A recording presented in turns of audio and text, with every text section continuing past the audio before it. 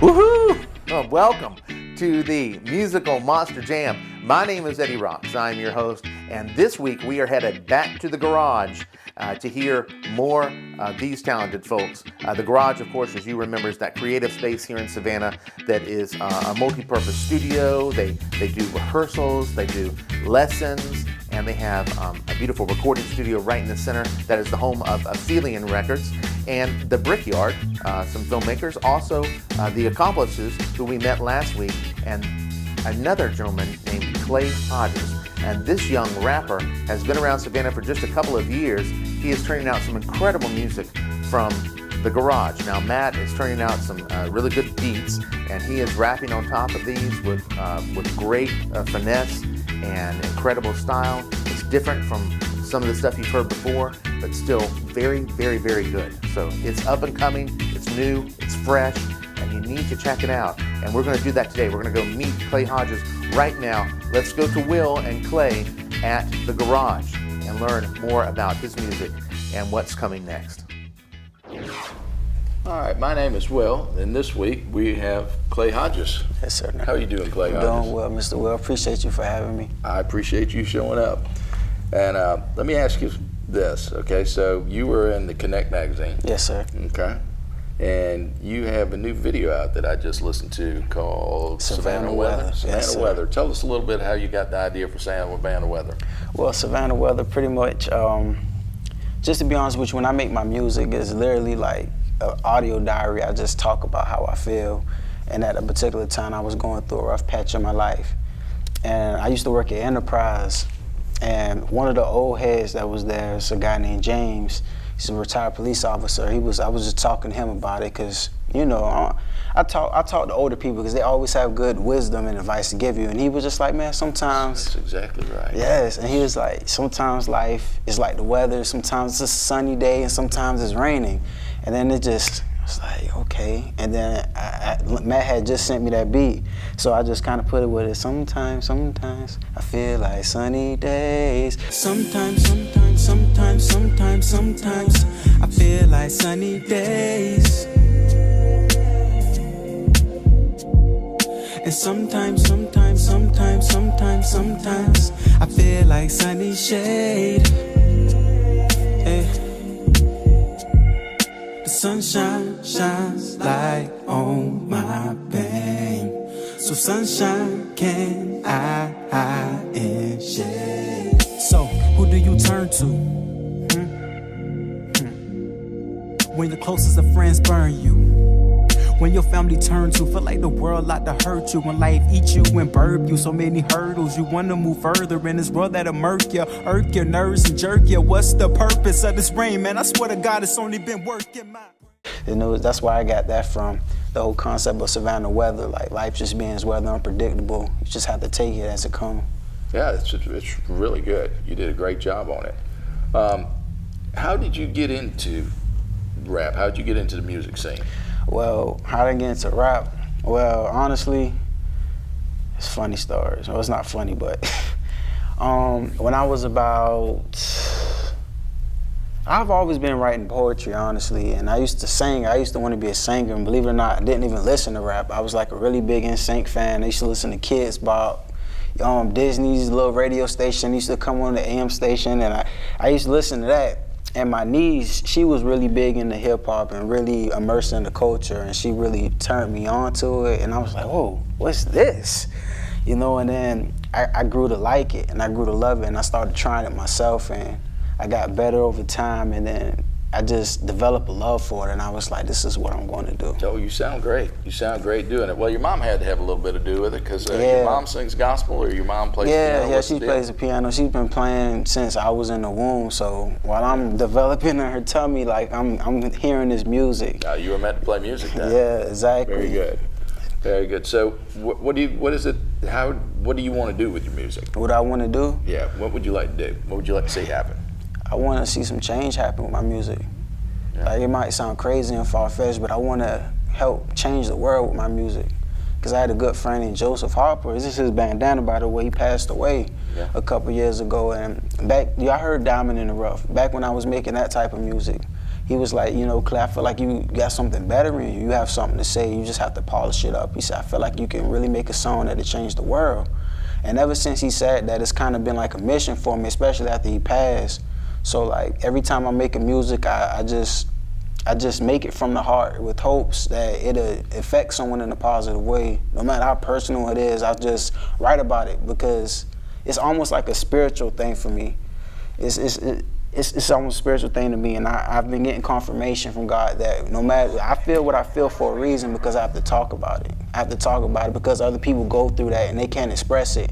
And I have to kind of help them out, ease their pain, ease their trouble, help them get through that. So that's what I do with my music. Well, that's good. We're on the same page. That's why we do this show. We do this show because we want to change the world. We like helping people. Yes, sir. Yep. So very good. So let's see, you got out of school and you started rapping while you were in school? I was still doing it in school, yeah. Yeah. Well, I was doing it in elementary school, even then. Yeah. I always been like a smart kid, and I remember in 5th grade, teachers was like asking everyone what they want to be when they grow up, and I was like, I want to be a rapper.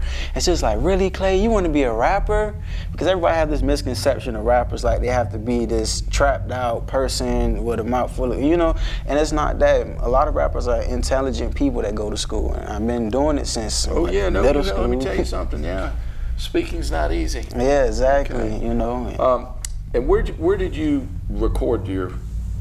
do all your recordings from that you did for this Savannah Weather? Yeah, I've been doing it. I saw the video. The video is great, and I'm sure that we'll show some of it in our show here. And so where did you do the recordings, and where did all the imagery come from? Right here in the garage. That's where we recorded the song at.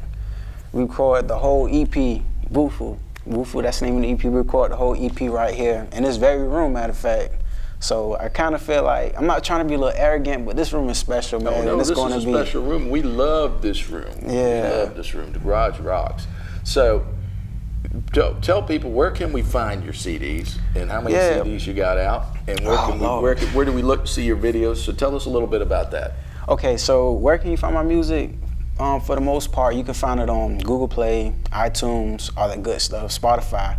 You just type in Clay Hodges, it'll pop up. I have another project, Live from the Matrix, a conceptual project that's inspired by the movie.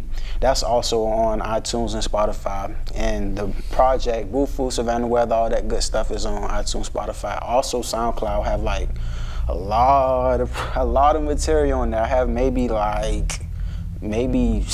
8 or 9 projects on there.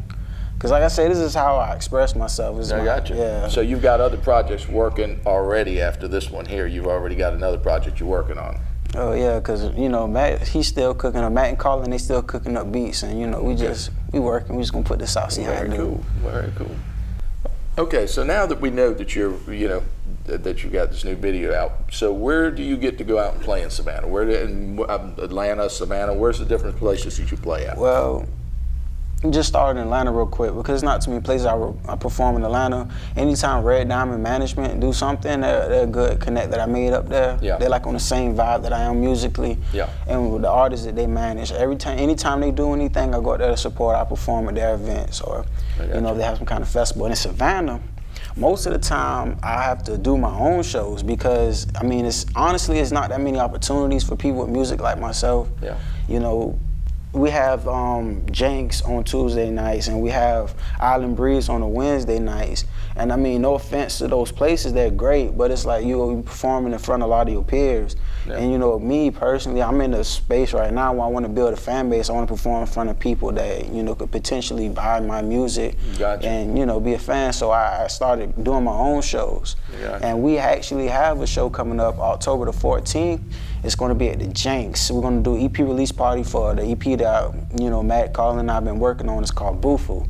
Okay. Bufu. It's an acronym for Buy Us F You. Okay. And the reason we named it that is because we went against the grain completely. Like I go against the grain with the way I make music, and they do the same. Instead of going, this way all the way to hip hop, like how they do it at James Hip Hop Night, or all the way this way, how they do it at Island Breeze, I just kind of went in the middle, and I gave the music directly to the community and started doing community events.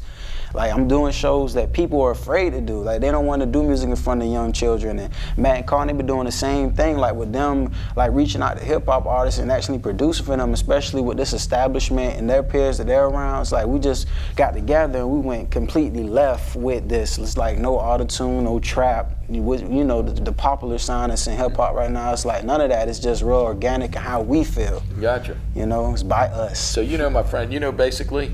Yeah, basically that's the homie, man. That's the OG, man. Yeah, I know Basically very well. Yeah, that's the OG, man. Yeah, he's a good guy. He is, man. He helped me out a lot with my, you know, my growth musically as well. He's a good guy. Is there any rappers that you like modeled yourself after? Is there any that was your favorite that you lean toward being like, or you just took a little from them and this is how I am? Yeah, I have a top five. Top five. Let's hear the top five. The first and foremost, he's not a rapper, is an actual artist, Bob Marley. Okay. Bob Marley is one of my favorite artists of all time because of what he stood for as a person. The music that he made was powerful. He sung about love and he brought people together. This is powerful. The number two is have to be Tupac, because Tupac, his passion, his love for the people, his message rather, it's similar to what I'm doing. I feel like my mission is similar to what his was. And three, Jay-Z, because his business mind, the way he markets himself, the way he sets himself up, he's not great by an accident. You know what I'm saying? Yeah, no, I don't think anybody's great by accident. Yeah. I think they had to work to get there. Exactly. You know, and he's another one. He's been rapping since he was a young man. Mm-hmm. Exactly. Number four, Andre 3000. It's just, yes, Andre 3000's 3 Stacks. It's because his creative genius musically is like, it inspires me because he uses his voice in so many different ways. Yeah. And like, we are musicians. Like, I'm not just a rapper, I'm a musician, I'm an entertainer, I'm a musician. I use my voice as my instrument, you know? Yeah. And Andre 3000 is a perfect example of a person who mastered their voice and just used it in different inflections, in different ways, to you know, match the beats. And 5, if not myself, not trying to be selfish because I connect with my music more than anyone else's, but 5, if it's not me, I have to say Will Smith. Okay. Will Smith is an overall entertainer, what he represents for art, period, you know. He's a genius. Yeah, he is. He's a genius. He is. For sure. And that'd be my top 5, like people that inspire me, and I could kind of say like I took a piece from to help me be who I am now musically. Yeah. Well, you're a very sharp young man, I must tell you. And it's really been a pleasure talking to you. Yes, sir. You're going to go far. Yes, sir. You're going to go far. I'm looking forward to it. I really, really enjoyed the video. Thank you very much. Yes, you are going to go far. You're doing great. And thank you for being on our show this week. All right, another great interview from Will Griffiths. I want to thank Will Griffiths for doing an awesome job in the interview. Also, I want to thank Clay Hodges for sharing his story. And we want to thank the people at the Garage because they let us film there once again. Thank you to the Garage for hosting the show this week. They are great folks in the Garage.